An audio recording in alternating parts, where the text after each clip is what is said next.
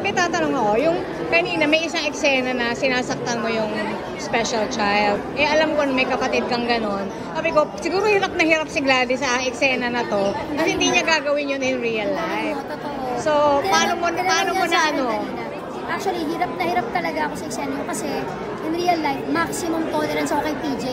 Kahit na anong kulit, kahit na anong yung minsan, syempre na tutulak din kaming ganyan, pagka may times na hindi maganda yung mood niya. Pero kahit ano, hindi ko maaatim kasi na patulan.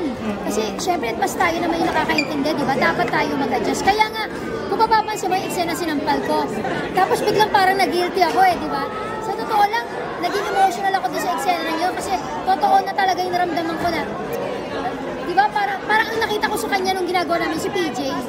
Parang gano'n. Tapos biglang kinalma ko na yung sarili ko, bumalik lang ako doon sa karakter. Pero medyo may halong katotohanan na yung reaction ko doon, Adriana. Ang galing mo, tama ka, hirap na hirap ako sa eksena. Although kahit na hirap, nasaktan ko pa rin talaga si Jazz, medyo pipitik pa rin talaga. Umaktres ka pa rin. Galing mo, na ano mo. Ramdam. Nahalata. Anyway, congrats. Thank you, Adriana. Thank you.